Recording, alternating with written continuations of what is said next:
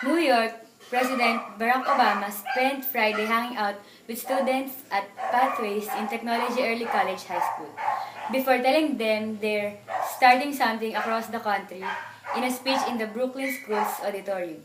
PTech, a new educational school run in collaboration with IBM, goes 2 years beyond traditional high school and lets students graduate with an associate's degree. New York government Andrew Cuomo and Chicago Mayor Rahm Emanuel, both Democrats, have praised the effort and called for the creation of more schools in its image. Obama first mentioned the schools during his 2013 State of the Union address. What's going on at PTech is outstanding, and I'm excited to see it for myself, Obama told the crowd in February. On Friday, he used his visit to the school to push for investments in education in the upcoming federal budget conference. Sequestration cuts are expected to trim $1.2 trillion in funding for vocational schools like PTech over 10 years. If you think education's expensive, wait till you see how much ignorance costs, Obama said. Don't tell me we can afford to shut down the government, but we can't afford to invest in education.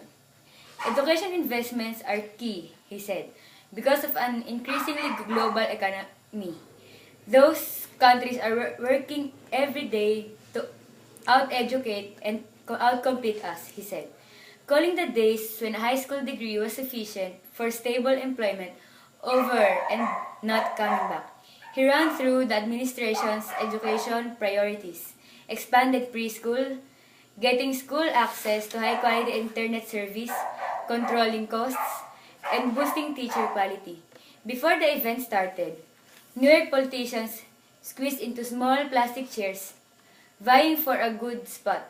Education officials such as New York City Schools Counselor Dennis Walcott and Academic Director Shael Polako-Suransky were in attendance, as was New York State Schools Commissioner John King.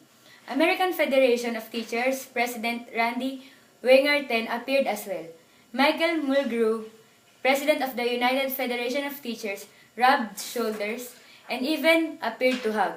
New York City Democratic mayoral candidate Bill de Blasio, despite the barbs they traded during the primary campaign. Before his speech, Obama visited a PTech Algebra 2 class with U.S. Secretary of Education Arne Duncan.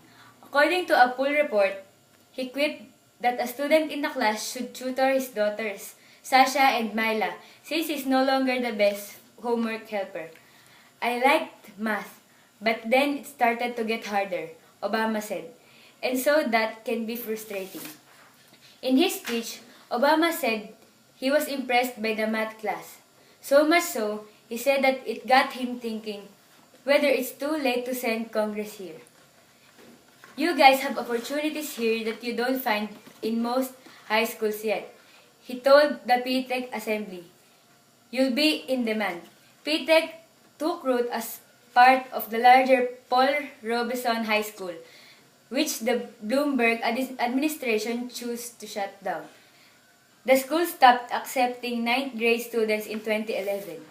The year PTech opened with about 100 students, while Robeson is now winding down with only a few students and teachers left. PTech is growing and expects as many as 450 students next year. Outgoing Mayor Michael Bloomberg had a brief speech Friday, in which he thanked Obama for making schools like PTech possible. This was once a large high school that had been failing its students for much too long, he said. The Obama administration stood by us as we worked to transform failing schools across the city.